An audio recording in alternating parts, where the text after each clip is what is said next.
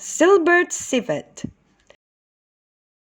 Civet reads S, S, S. Civet reads S, S, S. Civet reads S, S, S. See Cilbert, Civet's smiling face. He helped clean the grassy place.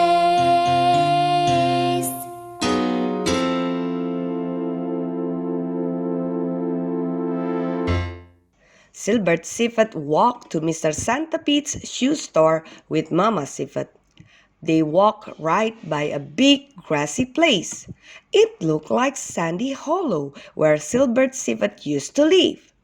Cilbert Civet asked Mr. Centipede if he could play in the grassy place. "I cannot let anyone play in my grassy place," said Mr. Centipede, "and I will tell you why." But before he could explain, Mr. Centipede began to sneeze. Mr. Centipede covered his mouth and sneezed and sneezed. Finally, Mr. Centipede said, "I am making the grassy place into a parking lot. I plan to chop down those 6 big trees. I will put cement over the green grass. Then people will have a place to park their cars while they come into my store to buy shoes." "Oh," said Cilbert Civet softly. Cilbert Civet held Mama Civet's hand as she finished shopping. Mama Civet bought a pair of yellow shoes. Cilbert Civet kept shaking his head sadly. "Parking lot," thought Cilbert Civet over and over. "The grassy place is going to become a parking lot for cars?" On the way home, Mama Civet and Cilbert Civet walked by the grassy place again. "Oh, Mama Civet," said Cilbert Civet as he looked at the big trees, "I really wanted to play in the big grassy place. I could have turned somersaults. I could have run and jumped. I could have played in the sunshine.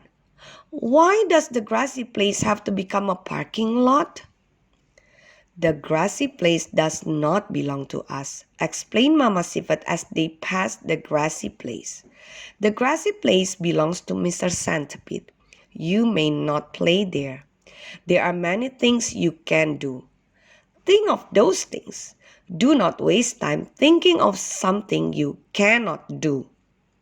Cilbert Civet rubbed his ears as he thought and thought. Cilbert Civet was thinking of things he could do. "I know what I can do!" cried Cilbert Civet as he and Mama Civet walked up the Steady Sticks apartment steps. "I can bounce my red ball on the sidewalk. I can bounce it back and forth with Papa Civet too." Mama Civet grinned as she opened the apartment door. "You can also play with your toy cars and color in your new coloring book," Mama Civet chuckled. Cilbert Civet ran to the big living room window. "I can look out our window," cheered Cilbert Civet. "Looking out the window is lots of fun. I can see tall buildings. I can watch cars and trucks. I can—" Suddenly, Cilbert Civet's eyes opened wide. Cilbert Civet could see something green. Cilbert Civet could see the grassy place by Mr. Centipede's store. Cilbert Civet shook his tail excitedly. "I cannot play in the grassy place," said Cilbert Civet, "but I can look at it every day. I think that I can watch Mr. Centipede make his parking lot. That will be very interesting." Cilbert Civet ran to Mama Civet.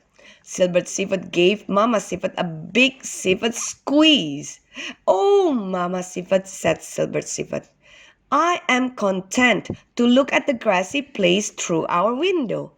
I am happy to do all the things that I can do. I will not be sad about the things that I cannot do. That afternoon, Cilbert Civet played with his cars and trucks. Vroom, vroom! Cilbert Civet made roads and little houses out of empty boxes.